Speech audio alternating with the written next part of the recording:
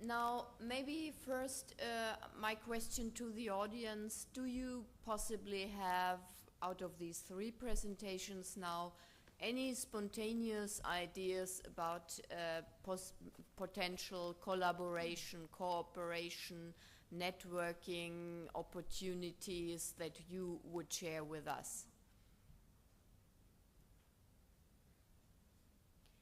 Obviously not. So, so then I would come back immediately to the idea of common events, let's say. Raquel, you mentioned that you have the idea possibly of a common conference, or possibly we could also organize national meetings between the local PATLIB networks and the EEN network partners in a particular country. Would that fit into your concept? Absolutely, yes, because again, this network have common synergies and also a win-win approach. We are interested in cooperating with you because we see a clear gaining for our services, for the SMEs, and I think that you can also identify that the EN can also facilitate you a broader audience, more SMEs that can go to your services, and you can even satisfy the patent holders with more proactive and innovating services. So yes, at national and European level, I think this is feasible. What I would like is to start systematizing a bit more the communication between the EN and the PATLIB. So in the very near future, we are going to set up, and hopefully after summer, an IPR working group in the EN. It means that we will hold 3 working meetings in an interval of 3 months between each other with clear deliverables objectives that we can even implement. So we are going to think together between the PATLIBs that are also EN members how to concretize this cooperation for the benefit of the 2 networks. And we are going to implement some of these ideas that can be agreed by both PATLIBs and EN. But, yeah. So that's great. So we will definitely keep in touch about this. Yeah. Jesus, in your presentation, one expression jumped into my eyes right away. Cooperative funds. So funds is always something very interesting for the PATLIB centers. Do you see any opportunity how PATLIB centers could possibly benefit from funds, or how are the rules, how these funds are being used? Okay. The idea of the cooperation fund is precisely to allow the development of different tools and initiatives that would bring together national offices and associations. But these initiatives, action, projects, activities, tools have the aim to improve the IP system, the trademark and design system.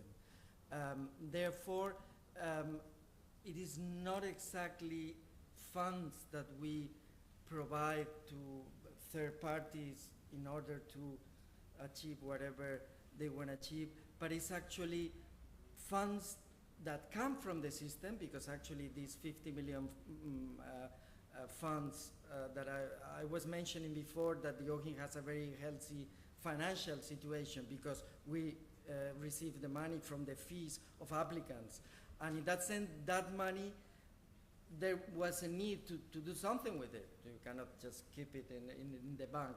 So because of the impracticability of giving it back to the users, to those who have paid those fees, we thought that the best use employed that would revert back to the users would be using this money to put in place projects like a number of them you can find in a presentation, to improve the system in terms of efficiency, consistency, harmonization, all these issues that will revert very much in the benefit of the users. So as regards funds like that for the networks, no, but I can say that the OHIM is in the process of discussing with the EACI and actually also with DG Enterprise to find ways that hopefully soon can come up with something so that we can interact and the OHIM can provide support to the networks of the EN and the PATLIB network, of course. And the OHIM is very much willing to do that.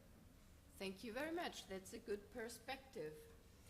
Now, Andrew, I think you have a big demand of training capacity, of possibly also advice for those centers, for the TISCs, which are starting now to provide the services. And I see here, let's say, a big stock of expertise and experience in this area. So are there any ideas of bringing these networks together where the TISCs in the developing countries might benefit from expertise in our PATLIB network? I think the TISC network is still very much in its kind of infancy period, but it is growing fast. And one key aspect of developing the TISC network is the exchange of best practices and experiences that the PATLIB Center members, you, have. And so one possibility is that we would be very, very keen to hear from you if you're interested in taking part in the training, in offering your experience to take part in the on-site training. There's also the online possibilities that we should kind of look in together, how we can perhaps develop that as well, perhaps through webinars. So I think there are various possibilities. If you are interested, please, there was an email address at the end of my presentation, tisc@wipo.int. It should be in the handouts. Please write to us.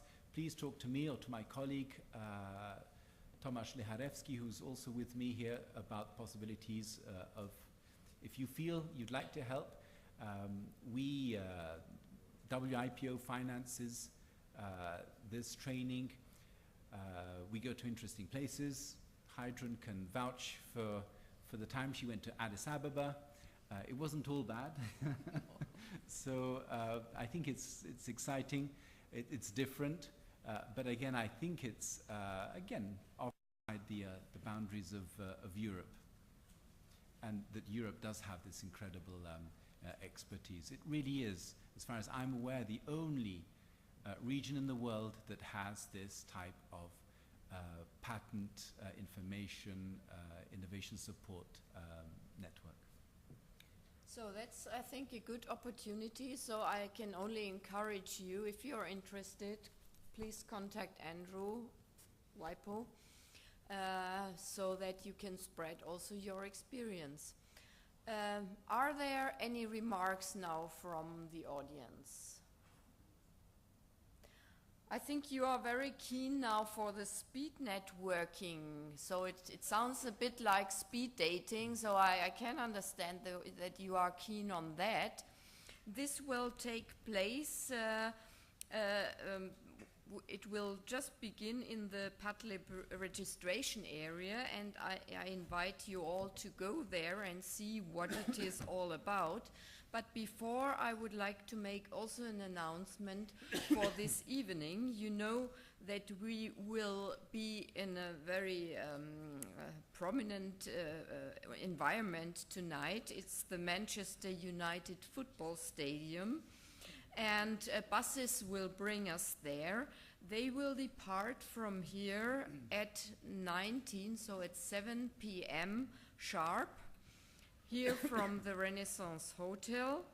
Please make sure that you are wearing your badge, because otherwise you will stay out.